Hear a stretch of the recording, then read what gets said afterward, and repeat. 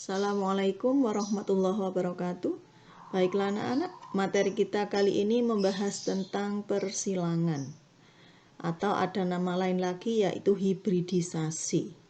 Atau ada nama lain lagi yaitu perkawinan silang. Jadi banyak sekali istilah-istilah yang digunakan dalam genetika untuk persilangan itu. Kalian perlu ingat-ingat itu ya.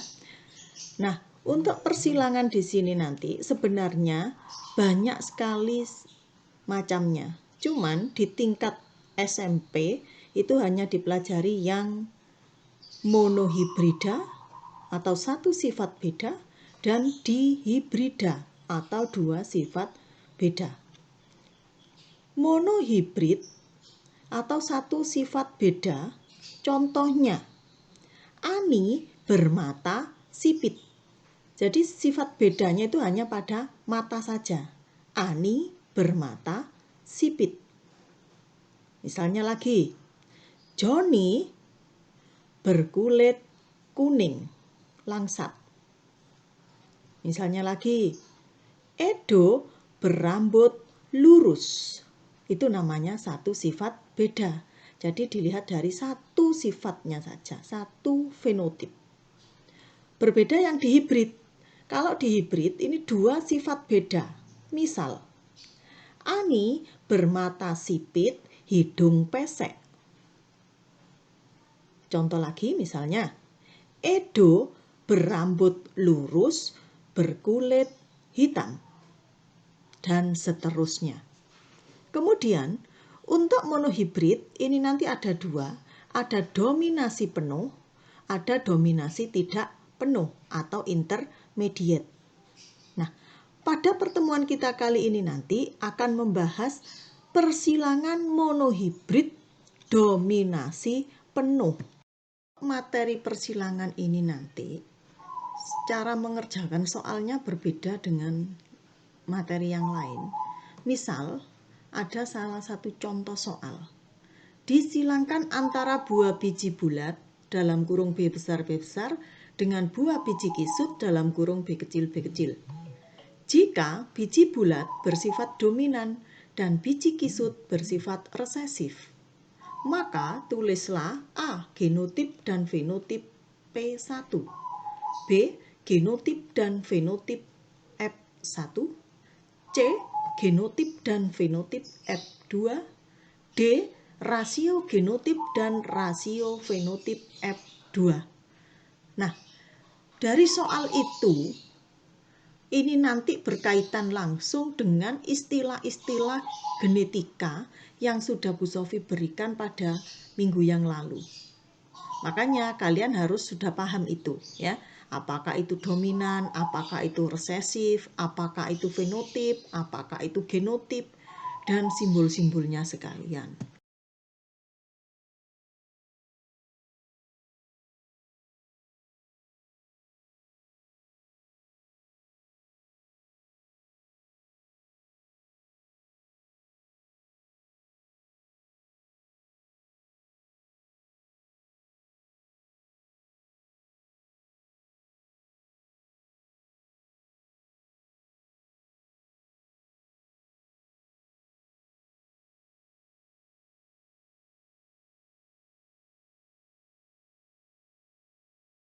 Nah, jika ada soal yang seperti tadi, dan kebetulan itu yang saya contohkan adalah pada pembahasan pertama, yaitu persilangan monohibrid dominasi penuh.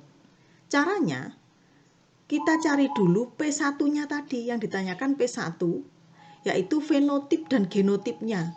Genotipnya kalian tulis, yaitu B besar disilangkan dengan genotip B kecil. Fenotipnya apa? B besar, fenotipnya biji bulat. B kecil, fenotipnya biji kisut. Kalau sudah ditentukan P1, lanjut. Cari gametnya. Untuk mencari gamet, kita lihat, kemarin juga sudah Bu Sofi jelaskan untuk mencari gamet. Kalau ada yang bersifat homosigot dominan, kebetulan P1-nya homosigot dominan, berarti gametnya adalah B besar. Kemudian yang B kecil gametnya B kecil. Dari gamet itu, B besar dengan B kecil, kemudian dikawinkan silang. Diperkalikan silang, menghasilkan F1 atau keturunan pertama. Bagaimana fenotip genotip F1-nya? B besar B kecil, ya, itu genotipnya. Kemudian fenotipnya biji bulat. Kenapa kok tidak biji kisut? Karena yang bersifat dominan adalah biji bulat yang disimbolkan dengan huruf B besar. Setelah F1 sudah terjawab, berikutnya pada F2. Nah, untuk mencari F2 itu kita melalui langkah-langkah sebagai berikut. Kita cari dulu P2-nya, parental keduanya. Nah, untuk parental kedua di sini, kalian menyilangkan antara F1 dengan F1, yaitu B besar B kecil, biji bulat, disilangkan dengan B besar B kecil, biji bulat. Itu P2-nya. Setelah itu, sama caranya seperti yang tadi. Kalian cari gametnya. Gamet, karena di sini bersifat heterozigot, maka gametnya adalah B besar, B kecil, kemudian yang satunya lagi B besar, B kecil. Setelah gamet sudah terselesaikan, maka kalian membuat papan catur. Kalau sudah pinter, sudah paham betul, tidak usah pakai papan catur pun bisa. Tinggal mengalihkan silang saja. Nah, sekarang kita bahas yang papan catur saja.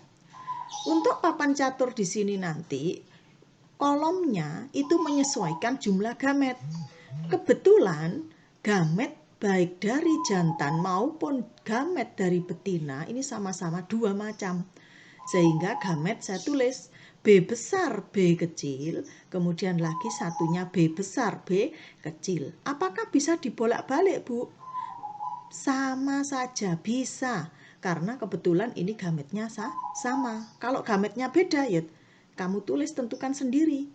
Jadi bisa yang jantan di bagian samping ke bawah, kemudian yang betina bisa yang horizontal ini, atau dibalik tidak apa-apa.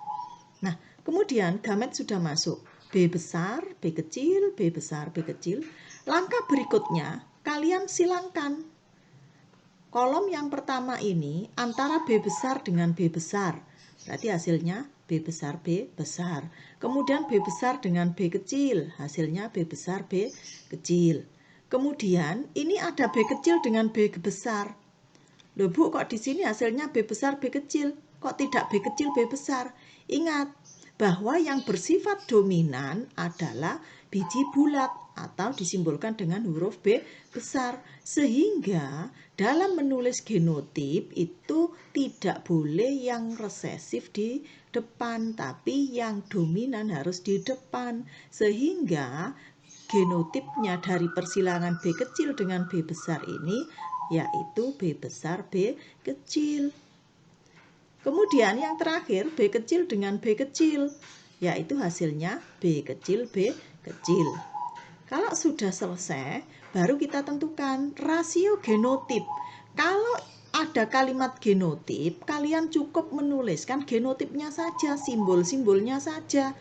Oh, di sini ada 1, 2, 3, 4 kolom, tapi dari 4 ini ternyata hanya 3 macam, yaitu B besar B besar, B besar B kecil, dan B kecil B kecil. Kemudian berapa jumlahnya B besar B besar? Ada 1, B besar B kecil jumlahnya 2, B kecil jumlahnya 1. Sehingga perbandingannya B besar 1 banding B besar B kecil 2 banding B kecil 1. 1, 2, 1. Itu untuk rasio genotip. Sedangkan untuk rasio fenotip, kalau yang ditanyakan itu fenotip, kalian tidak perlu menuliskan simbol-simbolnya atau genotipnya lagi. Tapi kalian tulis fenotipnya, yaitu dari 4 kolom ini ternyata fenotipnya hanya 2, yaitu biji bulat dengan biji kisut. Biji bulat jumlahnya 3, biji kisut jumlahnya 1.